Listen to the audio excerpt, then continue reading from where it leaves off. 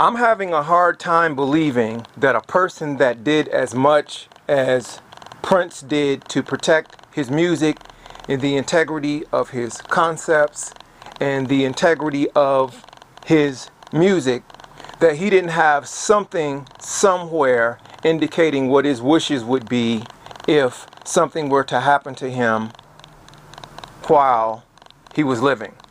I can't see a person like him not doing something to take a precaution to let people know what he would wish to happen with what he had accumulated in terms of his archive and body of work over the course of his life.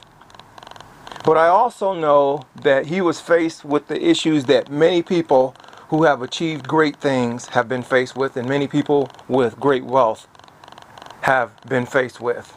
A lot of people have reached a point where they have ridden their loved ones and the people close to them out of their lives and out of their wills after their death.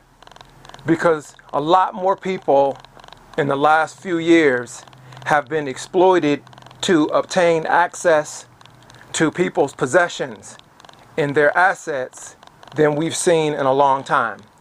There are people that are willing to rob, steal, kill, or do just about anything to have access to something they believe they can get something from at the expense of a successful person. And so if that means they get a photo op, if that means they get an autograph, if that means they get anything that they can take and spin it into some type of relationship that can give them gain and benefit, they will.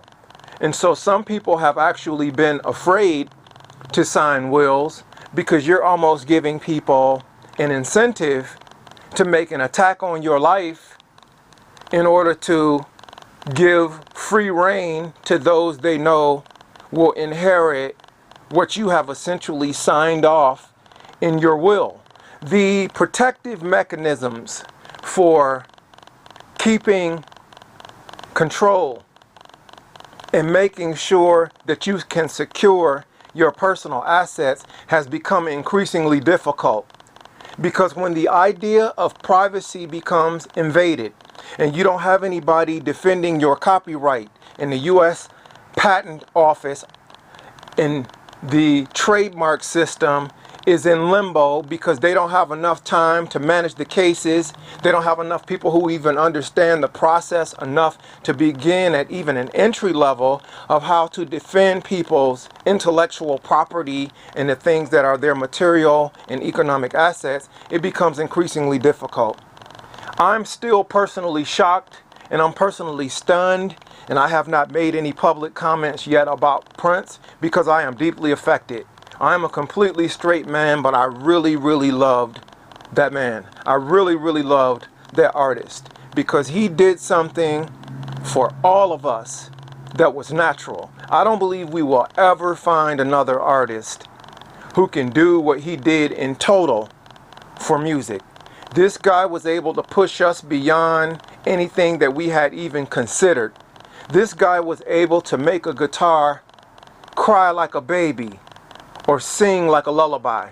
This guy had a voice that he could take to so many levels and so many creative dimensions that gave him his own unique identity that he didn't even have to come up with some type of hook or some type of secondary beat to be creative. Just hearing him speak could affect you because some people are naturally the truth. And to think that he was so small in stature and to think that he had these insecurities that he would openly discuss sometime would be just shocking when you see him step on a stage in his element and how he could affect so many people at one time, not only for the set that he was performing, but forever. When it was announced that he passed, a lot of things went through my mind. I thought about Whitney Houston. I thought about Michael Jackson. I thought about James Brown. I thought about many icons that we've lost. David Bowie and many other people who we have lost so quickly and so suddenly. I thought about all the other icons who have made an impact that affected us through culture. Prince was one of those people that came along that gave us permission to be our real selves. He was one of those people that came along that gave us permission and insight to try things that we have never tried and go as far as we wanted to go tastefully. And some of the stuff that he did even bordered on what some considered immorality because it seemed so nasty and so honest and so free, but he was telling the truth about what we do and what we live, and he would put such a creative edge on it that even when it was wrong, everybody said, but for you, Prince, this is okay. Nobody would ever be able to keep up with him because there was something about him that was natural human innovation.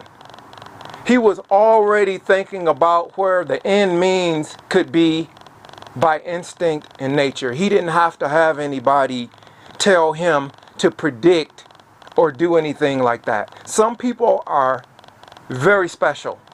I believe that some people are brought here a little bit more close to God than other people, and I believe he was one of those people.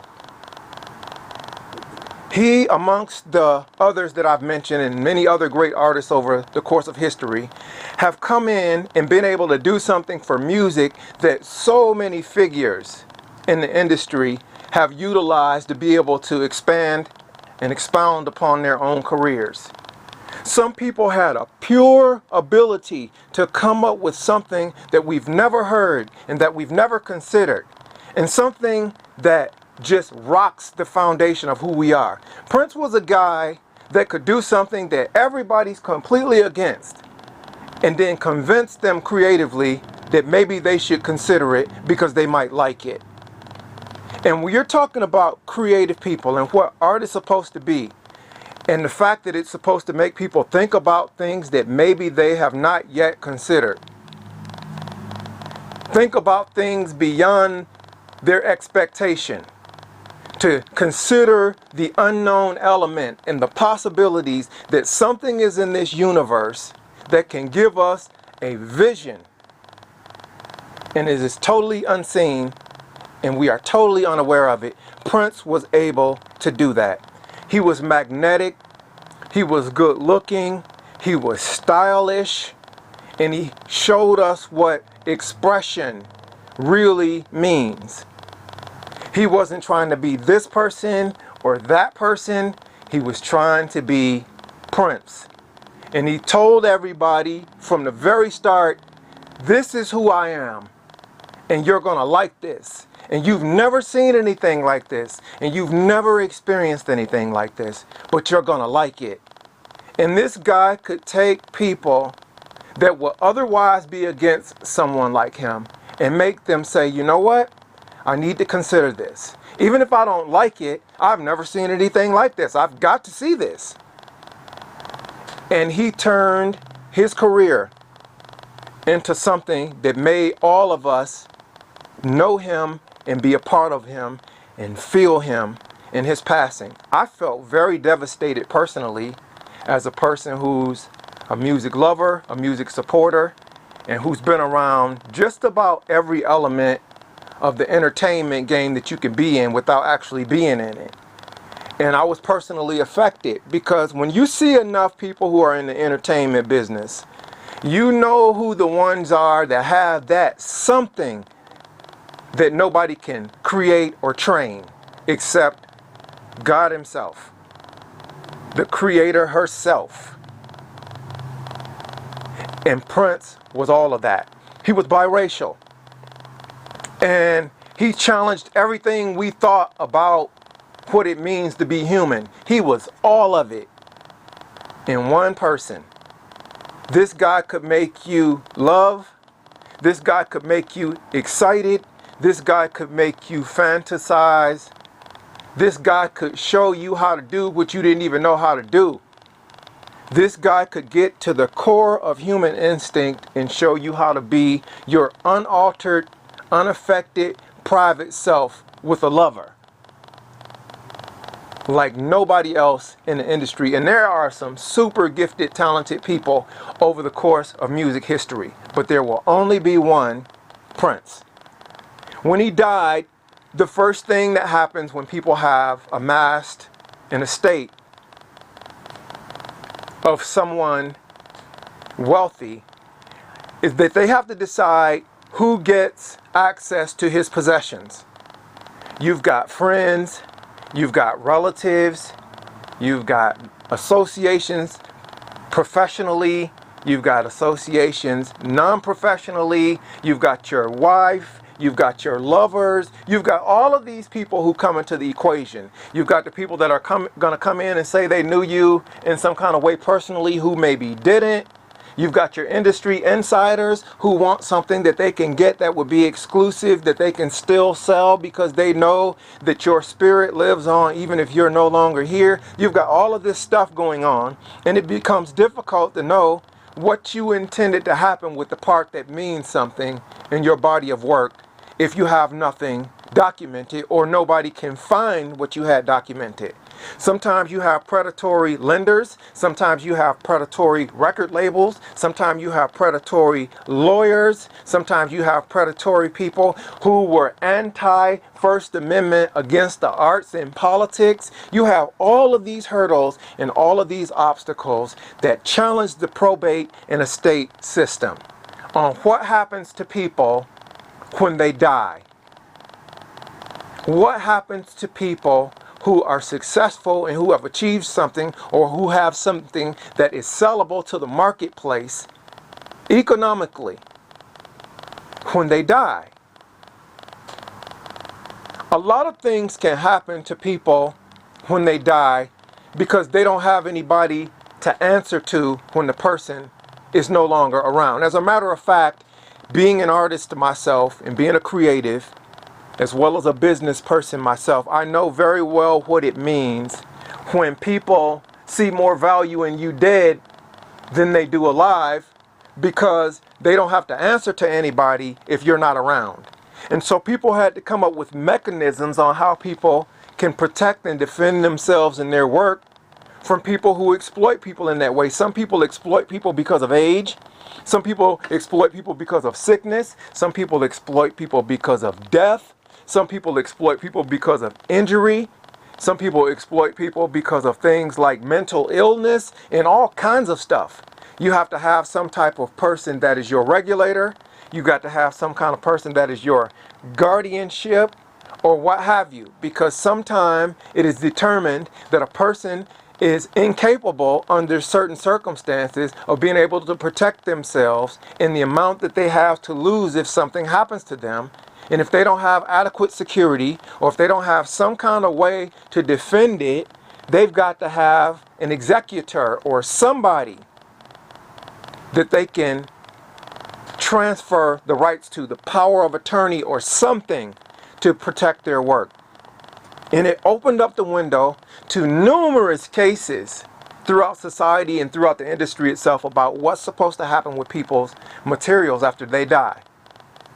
Now I'm going to expound on that a little bit more, but I want to tell you about my personal situation because I have a very predatory family. And it's not something that I chose or want to disclose. It's something that I discovered because the last person on earth that would not want to share with the people that I love or that are my kin would be me. But I realized they didn't care about my personal welfare. They didn't care about my creativity. They didn't see any value in it because my family comes from a very, very low education. They have not really invested in anything meaningful to society. They are not productive citizens. They have not done anything for politics. They have not really done anything that is meaningful for anybody, even their own. And they have always kind of waited for people to die so that they could be the first in line to show up and say, hey, where's his stuff? I'm going to get that for him because, well, I'm his sister, I'm his brother, I'm his cousin, I'm his this, or I'm his that. And when you go to most of the ones that are older in my family, they have a lot of things that they have accumulated from the dead. And my kinds of people are the people that would rather keep something that belongs to somebody else and get nothing from it than to put what that person had somewhere where it can be of use and value.